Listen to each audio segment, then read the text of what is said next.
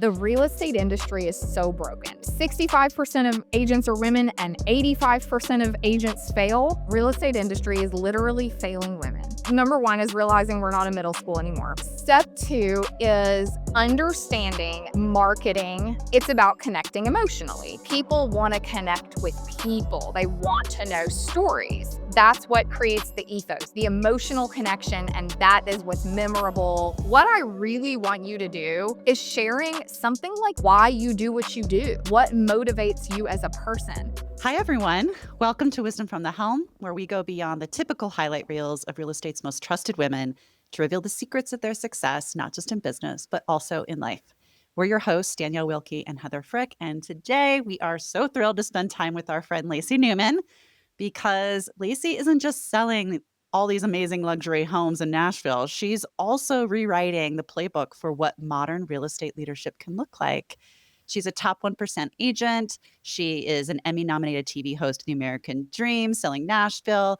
And she is a fearless coach that we love, helping others build businesses that thrive without burning out. Lacey is a founding coach at The Helm. So we've had a front seat to her journey closely over the last couple of years. And most recently, we've seen her make some really bold moves that we seem to be taking her closer and closer to her authentic self, which we see as a total power move and one we can all learn from. And today we're going to talk about letting go and rebuilding work relationships and identities. We're going to be talking about how to scale authenticity. And we want to be talking a little bit about Lacey's next growth edge. So, Lacey, we love your real, and we're so thrilled to have you here. Oh, I'm so excited to be here. So happy to see you ladies. Well, since the last time we've connected, a lot has happened. You have gone from your previous partnership and business to an entirely new one. And we are fascinated by this. I mean, truly, because Heather and I were just talking this morning about how do you know when it's time to let go of those relationships and how do you work through that? And then all the identity shift that has to happen in that just feels like really rich territory for us today. So, Lacey, can I just start with, how did you know it was time? How did you know it was time? Because how long had you been together with your old partner? So my partner and I had a real estate team together since 2016. So it had been 9 years. And we had been very successful together. We were ranked number 5 in the state of Tennessee by Real Trends, by volume. We were, top 1%. We were selling, we had all the accolades. We had all the accolades. And for a long time, it was great. And we really complemented each other. The reason that we became partners was because we realized very early on that there was a synergy where 1 plus 1 equaled way more than 3 for the two of us to work together. But over the course of years, we had kind of started moving in 2 different directions. And it doesn't matter if you're talking about a business partner, it doesn't matter if you're talking about a relationship, a friendship, it's all the same. When people naturally start growing in opposite directions, there become friction points. And the best power move that you can make is recognizing it and then releasing each other from the expectation that you had created and allowing something new to take shape. And that's what we did. And it was so wild because I think people in the Nashville real estate community, as the real estate gossip rumor mill goes, they're like, "Ooh, what happened?" Literally nothing happened. One day we were on a phone call and I was like, "Hey, do you feel like maybe we should just not be partners anymore?" And he was like, I think you're right." And we were like, "Okay." And so we just consciously uncoupled our business partnership in the nicest, and now he and I are back to being buddies.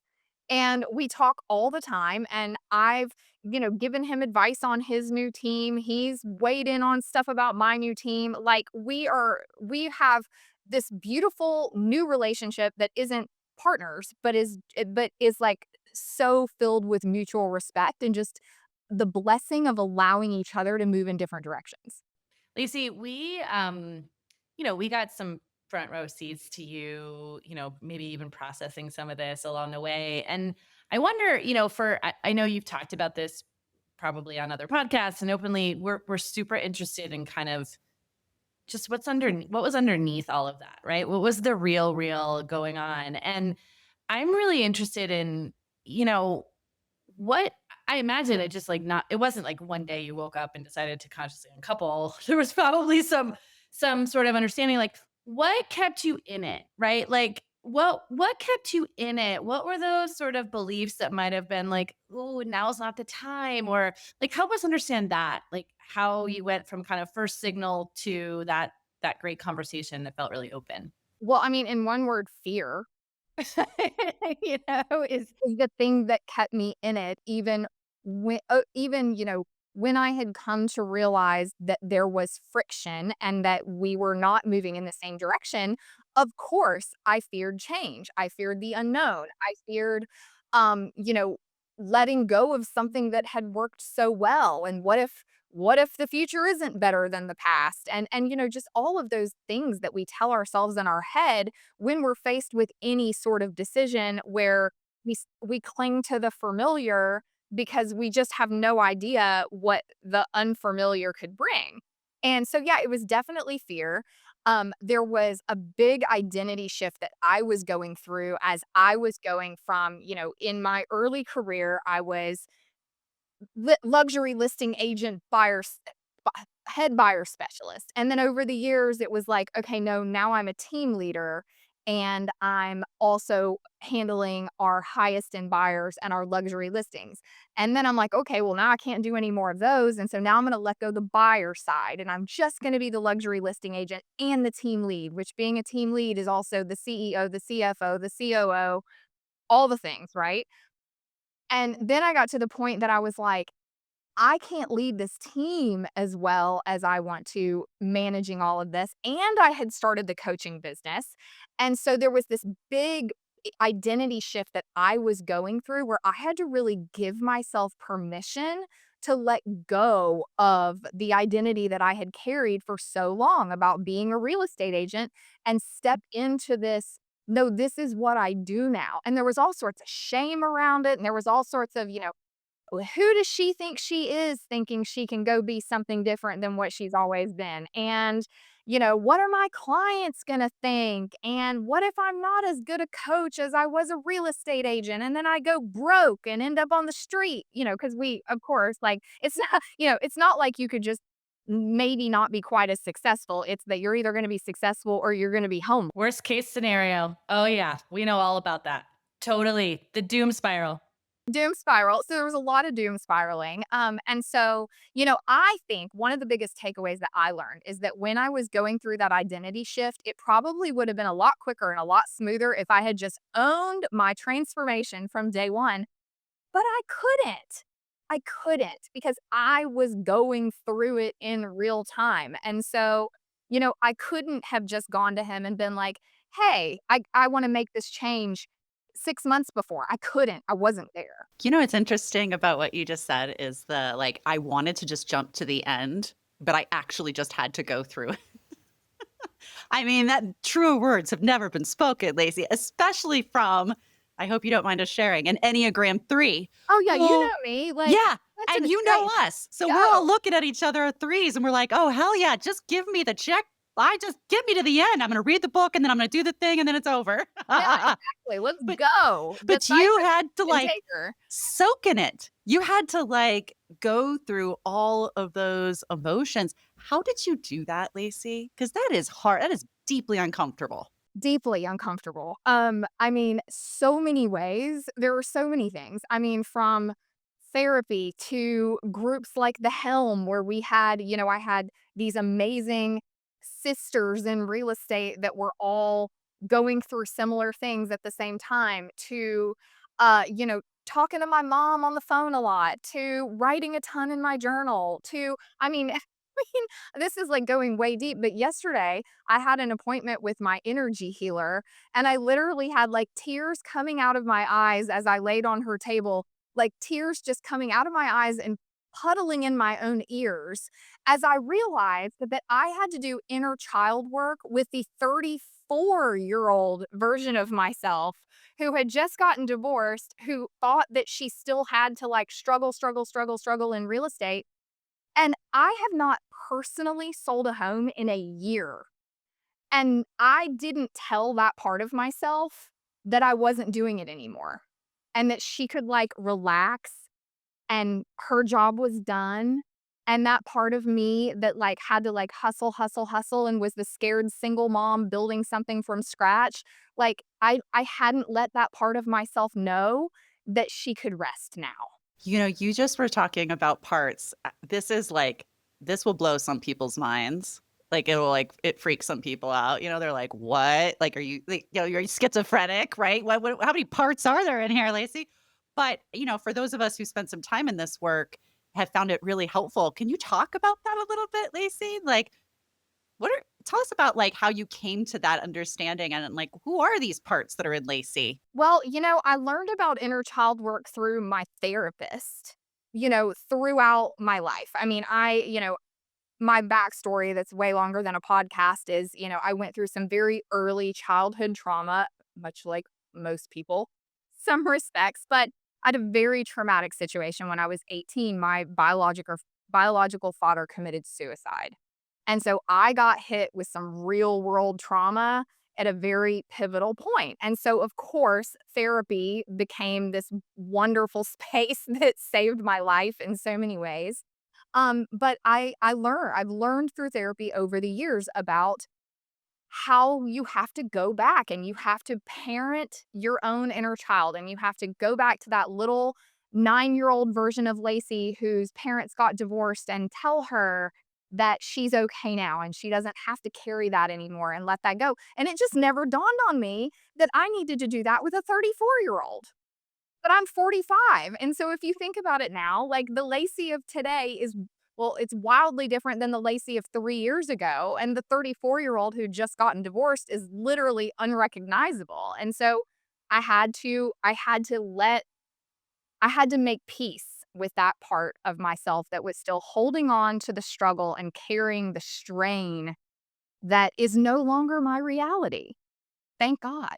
That's intense. I will say, we talk about parts work as like even within us today, there's like the little Lacey, there is the like, I got my shit together Lacey, there is the like, I got to keep everybody happy Lacey. Like, like there's all these different people in us that like show up at different points. And I'm wondering as you are thinking about how you left that partnership and embarked on this new journey for yourself, like, did you feel those different parts of Lacey coming up? Yeah, the word that has been my focus this past 6 months has been integration.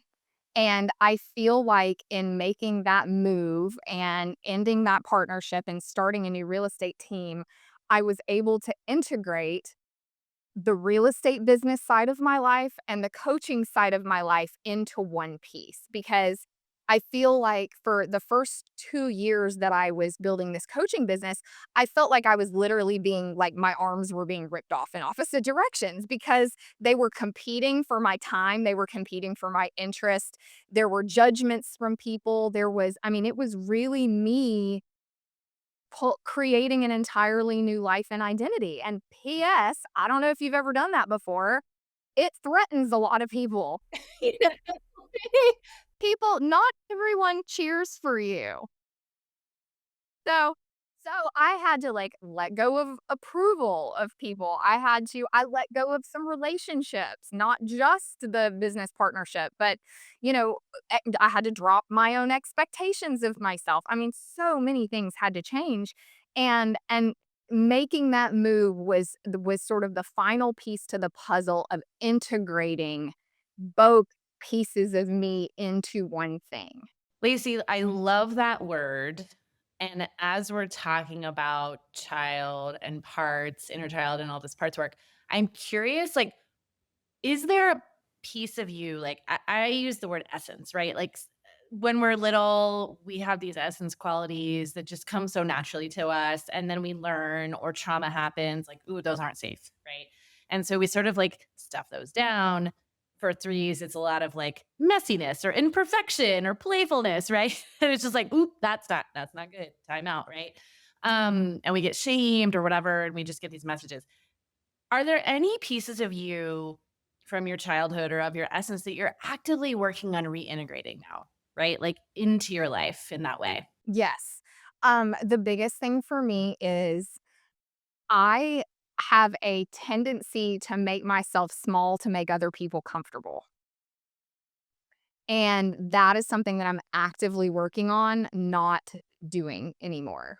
And I think, I grew up in a small town in Georgia, the middle school age which is where like a lot of kind of my family stuff was going on in the very beginning. Like, what's all we want in middle school? To fit in, right? Like all we want is to be accepted. And so, I worked really hard to just fit in, and I still didn't fit in, but I tried very hard. So, I got really good at putting on a mask for other people and not letting who I really am show just because I wanted to blend in. I just wanted to be accepted. I didn't wanna stand out because, standing out when you're in your middle school and high school years is, like, dangerous.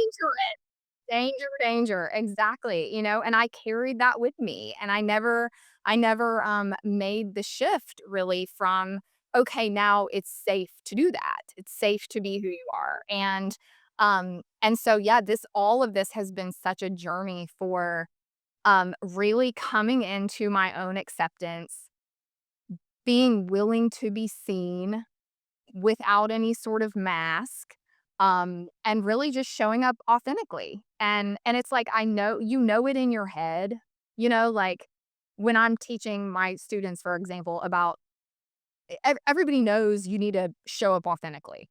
Like, there's nobody that doesn't know that those are the words, but it's very hard for people to be like, "Okay, well, how exactly do I do that? What does that really mean?" I love what you said. And I think there's still a lot of people that don't know that, that actually don't think, because I think Danielle and I were just having this conversation. Like, there's so much training implicitly out in the business world, especially. And, Danielle and I come from like corporate backgrounds, but just in business in general, of like, you need to look this way, you need to speak this way, you need to have this polish. And just this idea, even of needing to be authentic, I th I don't know. I mean, I think you have arrived at that belief, and I totally we agree with you on that, but I think there's still probably a lot of people out there who may not even be there yet, right? And so first step is that true? And how do I even like, is that accepted? Why would I wanna show up authentically? You know what I mean? What does that even mean? And then the second part is like, well, okay, now if I believe that that's true, how do I actually do that? And why is it that I believe that if I show up authentically, it will be a bad thing? Like, what are all the stories that we tell ourselves around, like, if we do that, what is going to happen? And I think we all have a lot of stories about what is going to happen when we do that. And I will say, as someone who has been observing you, Lacey, very closely, I'm a little teary almost, but like, I really see you getting closer and closer to who you really are. Like, when you talk about integrity and like showing up, like, I feel you as who I know you to be more and more in the way that you appear every single day. And I think it is very inspirational to people. Like, because if you do figure out that that's a good choice, and then you figure out why it is you were against it, and then you have to figure out, to Heather's point, how do I actually do this? You're clearly in it. And, you're not perfect. We're not perfect. No one's done, but you are making progress. And so, one of the things that I think we all really want to know is how, Lacey, how did you get over your stories? And then how did you step into this journey? Oh, well, what's funny about I think number 1 is realizing we're not in middle school anymore, which is great. Step 1, not in middle school. Step 2 is understanding that when it comes to marketing yourself, a business, anything, it's about connecting emotionally, right? I mean, there's a reason why giant brands are not marketing themselves the way that they used to. They're marketing themselves through the personal brands of their founders, through influencers. Like, people want to connect with people. They want to know stories. That's what creates the ethos. That's what creates the emotional connection, and that is how people feel seen. That is what's memorable. Like, that I know to be true. I learned it in, my master's in mass communication in 2003 from the University of Georgia, before social media was even a thing, like, those truths have been true since the beginning of time, you know? Um, but how do we do that in today's world where we have this, tool in our pocket that's with us all the time that is our platform into the world?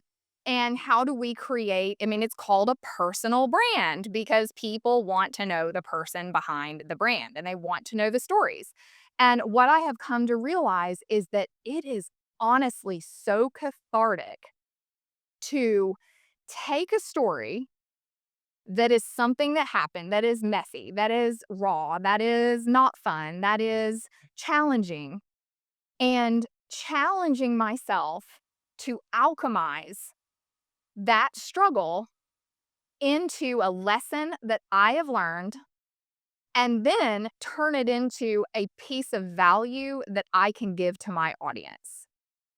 And of the content that I post, of the coaching that I'm doing, that one frame is the thing that is working best for me. It's working best for my own students. It's really connecting and helping my coaching clients connect with their audiences on a much, much, much deeper level. And it's healing. Like, it is healing to you because, and I think to your question about why is this so hard for people? It's because we don't know where the line is. Okay. We all remember, the person who gets on social media and posts crying, and it's this very, like, looking for attention, and it makes everybody share it, but not because it's good, it's because 'cause we're all like, "Ooh, did you see that train wreck?" And we don't wanna be that person.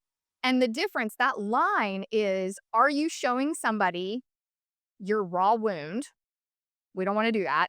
Or are you showing them your cool scar? And we all have cool scars. We all have cool scars. But the thing about a cool scar is it's fully healed. And you can look back at it now and be like, you're never going to believe this story. But the emotional negativity is gone. And that's where you've got to make sure that you're sharing from a place of healing and having healed, and not from a place of still being in the wound. I'm curious, because the thought that's running through my mind as you're talking is like, yeah, yes, totally I agree with all of that.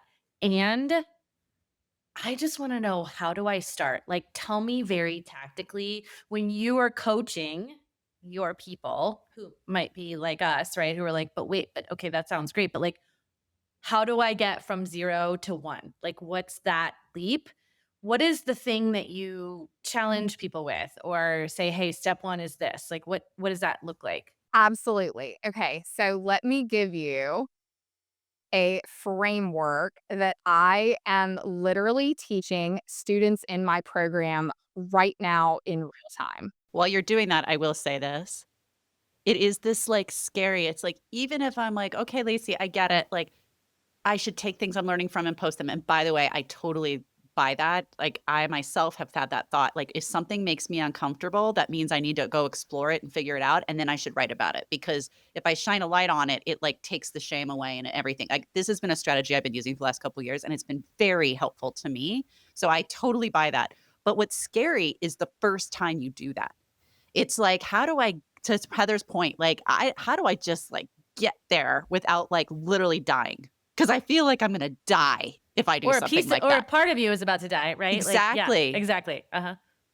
And a vulnerability hangover is a very real thing. Okay. So when I got hired to host the American Dream TV, I not had to, I hosted that I had been hired to host the American Dream TV.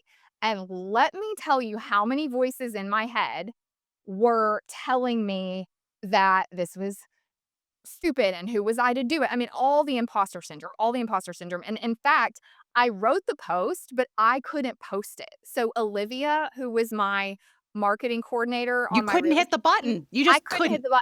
So I'm in the corner of my office, like shaking, and Olivia posts it for me. Oh my God, I love it. And then I'm basically like ducked and covered. Yes, exactly. I'm like, Take I don't know, cover. cover, take cover. And here's the funny thing, like, nothing happens. And then you're like, "Oh, okay, well, the sky didn't fall and nobody called me and told me I was an idiot." And then the wild thing happens, people reach out to you with positive feedback. And then all of a sudden they're like, "Oh my gosh, thank you so much for sharing that. I'm so proud of you." And I mean, you end up getting all this positive feedback instead of the negative feedback. Are there haters out there? I'm sure there are. But, like, who cares? You just gotta you there's so much more positivity. But so let me tell you. Oh, sorry, go ahead. Those people are not your people anyway, by No, the way. those are not In your fact, people. you do want to repel some You people. do. If you are not repelling some people, you are not showing up enough. You have to. You have to be, but that's the thing. You gotta be willing to make some people go, she's not for me." And are you willing to accept that? But do you wanna stay small so you don't make anyone uncomfortable? Or do you want to go choose the bigger life and know that there are going to be some people who look at it and aren't clapping for you? But what I know to be true is that those people who are looking at you and are not clapping for you, it's because of the way you're making them feel about themselves. Because they either don't have the courage to do it themselves, or there is something holding them back that makes you stepping into your power, it makes them uncomfortable. And it has nothing to do with you. But you gotta be willing to know that that's gonna. Yeah. Yeah.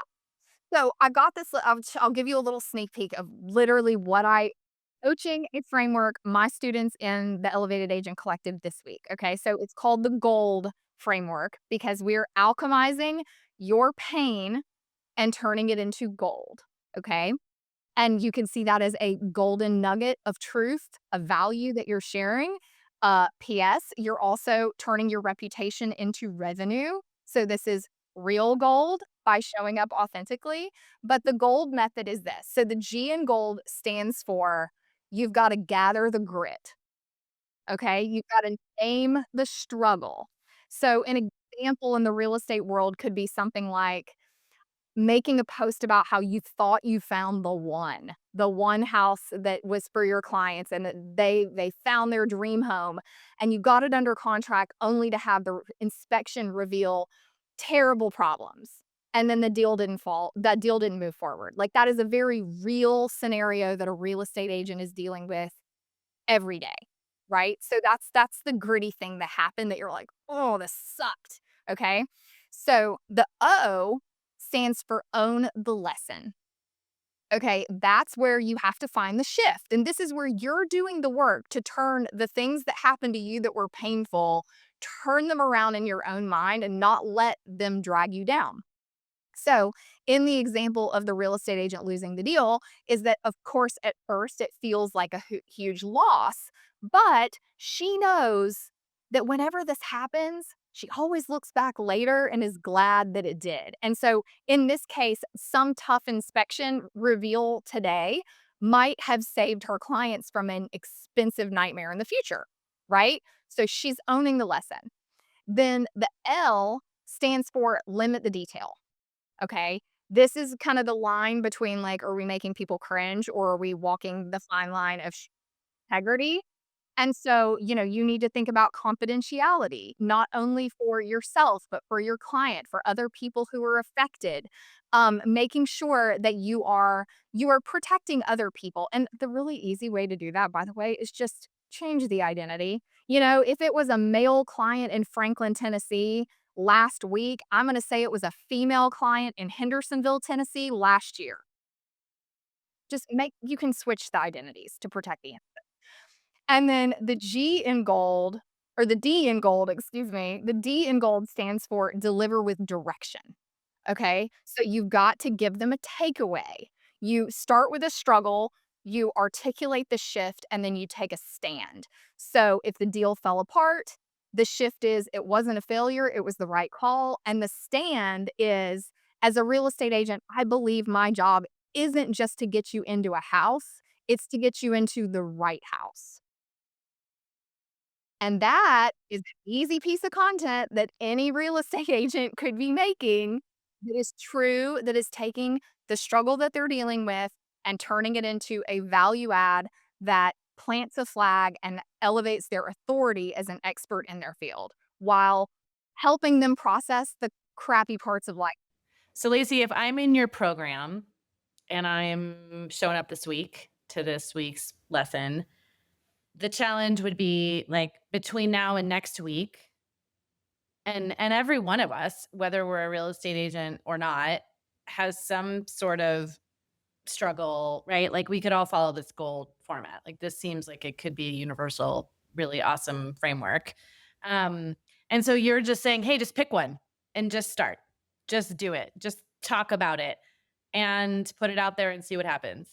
And then we're gonna come back. And I imagine like there is some sort of, for me at least, and I don't know, this is again appealing to the Enneagram 3 who wants to fit in and also get some approval and be perceived as doing her homework. Like there's some benefit of like having an accountability tribe who's like, did you do it? Right? So like for me, even if I'm not in a group, like I think this idea of having an accountability partner or friend who's like, I'm going to do this. Here's the framework I'm going to use and I want to do it by next week. Can you check in on me? Right? Like that I imagine is really powerful for your group, right? Very. And, the example that I just gave was extremely innocuous. Okay. Just to like, nobody should feel fear or shame in posting what I just gave as an example, right? Like, that's just to demonstrate. What I really want you to do, and what really is like turning that up to 100, is sharing something like the why behind why you do what you do. Like, what motivates you as a person? What are those real struggles? Like, my business partner, Caitlin, who has been in my program since day one, just posted literally today her why story. And it's all about how when she was a in high school, I believe, she got pregnant and she lived in Salt Lake City and she had to face the fear and the shame of being an unmarried mom, where literally people were coming up to her in the grocery store telling her that she should let a nice family adopt her baby. I mean, just the struggle of what that was like, and how the community and so many people in her life came to help her. And not only did she have the baby, her baby is this just absolutely amazing senior in high school who is just the best kid in the whole world and has changed Caitlin's life. And but her lesson there and the reason, her why behind selling real estate, is because she took all that love that she was surrounded with by people in her community and people in her family and how they supported her, and that made such an impact on her life that that's what she wants to pay forward. And so her having the honor of helping her clients through their big life transitions heals that place in her that was so challenging. And that's the kind of stuff that allows you to really show up authentically. And we all have those kinds of stories. And so, you know, just saying, "Oh, I got into real estate because I love houses. I love pretty houses." No, there's something else there. I would challenge anybody to go deeper and really think about like why you do the things that you do, and then share what those things are, because that will connect you with your audience way more than any, just listed, just sold post ever will. I really like this word that keeps coming up, which is healing. This is like the secret. It's like you think you're doing this because you should. You think you are using the gold framework because you want to grow your business. You think that you're, whatever. But what you're really getting out of it is the healing. And that is the part that you can't fully grasp until you actually do it. And I think that that just takes practice. Like, you just have to go out there and realize the feedback mechanism is strong. It's like, oh my God, I feel really good when I do this. And if I feel really good, then I want to keep doing it because I'm feeling good. Not because I'm hooked on what anybody else thinks, but because every time I speak my truth and I am in my integrity, I feel like a more integrated whole person. And that is what we're doing here, Yes, right? that is so, so true, and it really fuels you, and it gives a purpose to your pain, and then it makes your own life so much better because you are giving yourself an outlet for when the bumps and bruises come along in life, you have created a way to process through it yourself and to heal from it and to do your work because you can't ever turn it into something that you wanna share until you've worked through it on your own, and I wanna say also that this isn't a fast process. I mean, when I post my weekly recaps on Sunday, which is where I take and give, like, very authentically of what did I learn from this week, that's something that I spend a lot of time on. I probably will start on Saturday afternoon, and I'll start journaling and thinking through, like, "What did I learn this week? What did this week teach me?" And then I'll play around with it, and I'll talk about, "Hey, maybe I wanna frame it this way, maybe I wanna frame it that way." And then I'll sleep on it, and then I'll look at it again on Sunday, and I'll make some tweaks and adjustments there, and then I'll get to the point that I'm like, "Okay, I'm ready to share this. This feels in integrity. This feels true." Most importantly, I'm not just posting this for myself. I'm posting this because it truly is going to add value to my audience. This isn't about me. This is about I genuinely have a thing to help you. And when you get to that point and you're ready to post it, it feels good, and it feels like you've done something that, took that pain and turned it into purpose. But I'll reflect back like, yes, it's for your audience and it's your work. They benefit from it, but you actually are the first one to benefit from it. And so there is something I think so awesome about this like virtuous cycle of like growth, learning, contemplation, share that is makes the world better. I mean, that's my hope, that's what we're all here for. Well, I think it's interesting too, because I think we've all talked about this idea of imposter. And I think imposter is rooted in the belief that you have to be an expert or perfect at the thing before you talk about it. Right. Like, which is the opposite of what we're talking about. Right. It's like Danielle and I just had a conversation before this of, you can embody it and be it, right? And so like doing this work through you um is actually amazing coaching and trust building and connection and for you and for your people that you're working with, right? I mean, it's just like you can't skip that part, right? And it's all part of the connective tissue there with everyone. Lacey, so you're doing all this work. You're doing so much work on your new business, for real estate, your new coaching business, like all the things. You're a grower, you're an Enneagram 3, you're always gonna be learning and growing.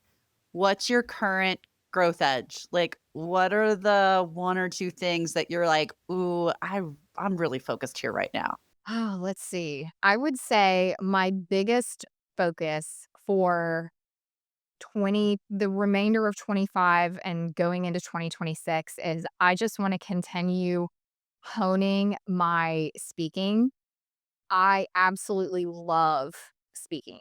Um, it is I feel like that's really the vehicle that I am meant to be doing, and I wanna write a book. Ever since I was a kid, I always knew that I wanted to write a book. I didn't have the slightest idea what it was gonna be about, but books have been so valuable to me. I mean, such huge teachers. I mean, pivotal to my life story, and for me to ever have any tiny contribution into that would be, like, the biggest dream ever, and so I would say that's what's ahead. I'm definitely not there yet, but that's what's Help us understand because we know that you do a lot of speaking. Like, what part of that feels like like edgy though? What part of the speaking feels like, ooh, I still haven't quite like mastered that? And maybe it's a skill, or but maybe it's more like a belief or a letting go of something, or like what is it there for you?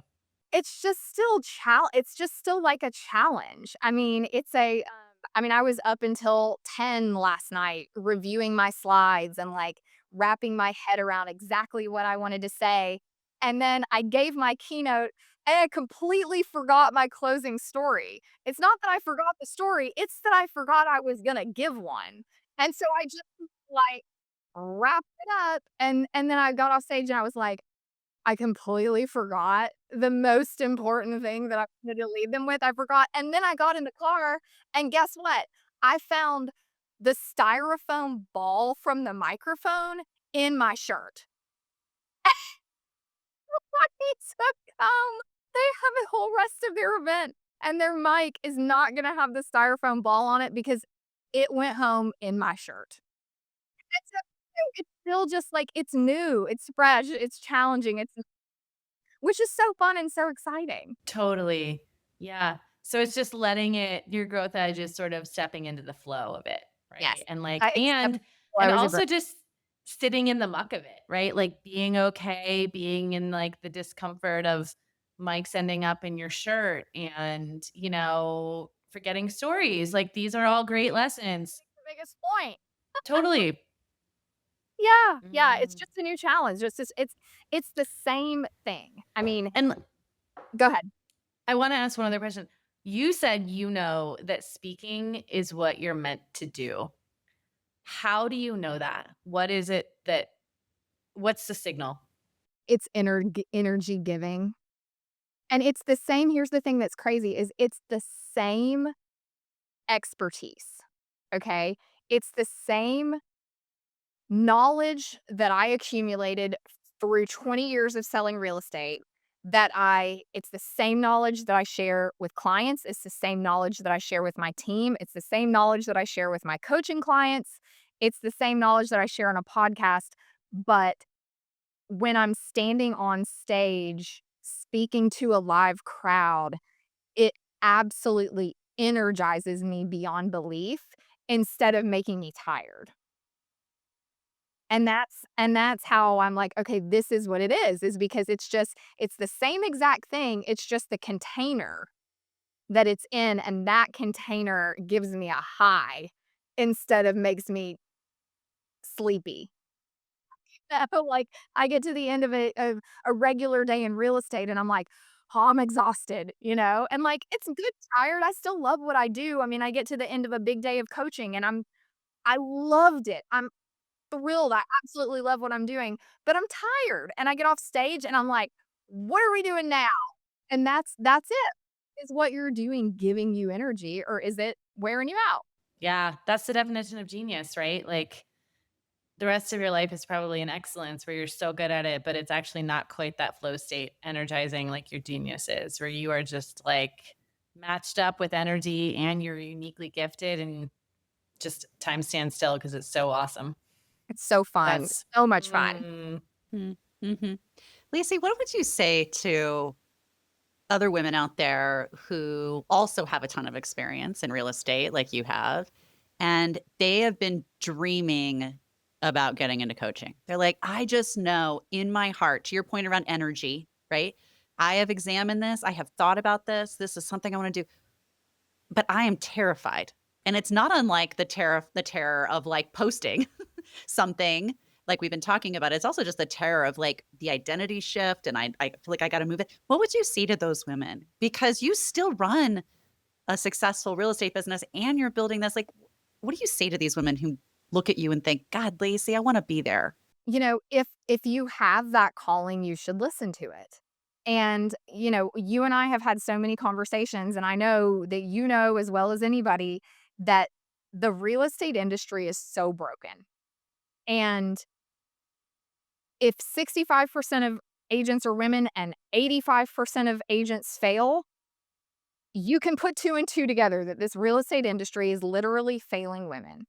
And so much of that is because the real wisdom has been locked up. It's been locked up behind gates. It's been kept under lock and key. It's been a competition instead of a collaboration. And that is changing. I mean, the shift is happening. It's not that it needs to, it is. And so if you are an experienced agent who has gifts that wants to share, that wants to be a part of the new age of the real estate industry, then you have not only should you, but you have an obligation to step forward and be a light in this new world of the real estate industry that so desperately needs it. You're like calling these women to be in their integrity.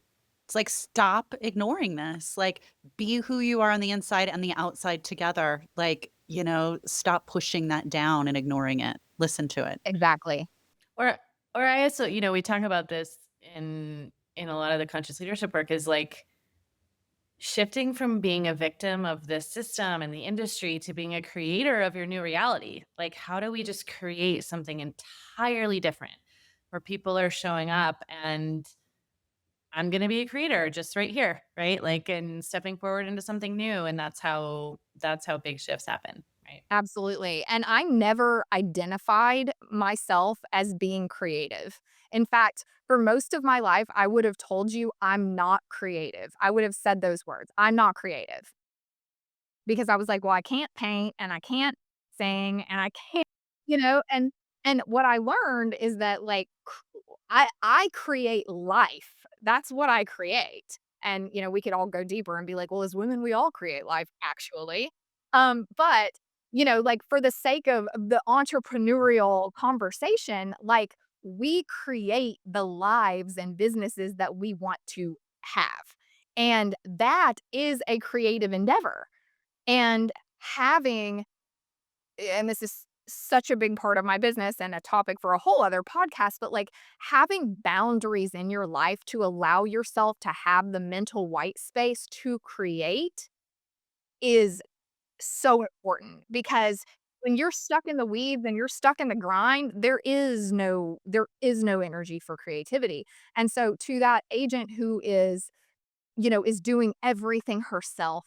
And she's still serving all her clients and doing her transactions and trying to post on social media and calling her sphere and all of that stuff. Like, and she wants more and she wants to be part of this new wave of the industry. She's got to leverage. She's got to let go of the perfectionism. She's got to let go of the control and let other people help her so that she can create boundaries and space in her life to create that new identity and that next level for herself. Oh, it's not easy. I mean, it's easy to pontificate, but the only way to even begin is to just start. Like, I think that your example as someone who just starts, just do it. And I'm going to put out posts that feel not great, and I'm going to do things that I wish I could take back, but you, as the famous quote that everyone loves, you are in the arena. You are there, you are trying, and in through that trying is where the outcome you seek will live, not in the, like, overthinking, planning, trying to get it right, being a good girl, all the things, like, that doesn't get you anywhere. No, you just have to start and you have to. I mean, I made a post this past week that was a true story about my daughter called me a try hard. You know what? I do try hard. And as a, as a Gen X slash millennial, I'm like right on the cusp of Gen X and millennial. I'm like, that's what I was raised to do. I was told to try hard. Literally, when did try hard become a bad thing? But you have to be willing to be seen trying. That's the whole thing, like, you've gotta be willing to suck, and but you're never gonna be great at it until you're willing to put yourself out there, and I mean, I look back at elevated agents. Well, I mean, if I look back at my real estate career, oh my god, like, it's all the versions of me that have been, but if even just looking back at 2.5 years of elevated agents, if I look back to day 1 of elevated agents, oh my gosh, like, it was a completely different thing. My social media looked awful. I mean, everything was it was the 1.0 version. And here we are. I'm like at the 3.0 version, and it hasn't even been 3 years yet. And I went from doing literally every single thing myself. I mean, when I started Elevated Agents, I was building my own landing pages on Kajabi and writing all my email sequences. And I didn't even know about Chat GPT yet. And I was creating my own social media content, and I was doing everything all by myself. And I had to, because you can't outsource your own creativity. I tried really hard, and I realized you cannot do it. You have to create it yourself. Then once your creation is happening and you know what it is you're doing, then you can start letting other people come in and help you, because the frame is already there. And so now I have my right hand Meryl, I have Jackie and Neha and Hijab. I mean, I have 4 full-time people that help me just with my coaching business, in addition to my entire real estate team. And so but learning to let go, and trusting and allowing other people to do things that I love to delegate the things I'm not great at or I don't enjoy, but I even have to let go of things that I am great at and do enjoy, to allow myself the spaciousness to create what's next. Go create. Create some space to go create. I love it. Create some space to go create. Yeah. 100%. Yeah. We're Yes. cheering you on, Lacey. We just love what you're doing. We're so impressed with everything that you've taken on. We know how hard it is, and you make it look easy, but we know how hard it is, and we love it. Well, thank you. And you ladies have been so instrumental, and the other founding coaches of the Helm. I mean, I couldn't do it if it had not been. I mean, that was just a really life and career changing experience, tapping in with all of you and just having this space. I mean, like we said, like having a community. I was just telling Meryl, my right hand, who was feeling, where she is an absolute rock star, and she feels different than so many of her peers at her young age, in her early 20s. And finding your people, whether that is a coaching community or a book club or whatever the case may be, like finding your community of people who are on your level and rising to the level that you want to go, is hard and scary, because it means letting go of the relationships, of the habits, of the lifestyle, of the things that was the past. But you can't get to the next level unless you release those things so that you can rise to the next. But having the people with you makes all the difference.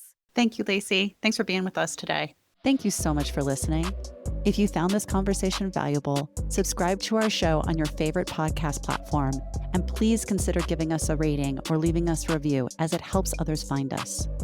You can find all past episodes or learn more at the-helm.com.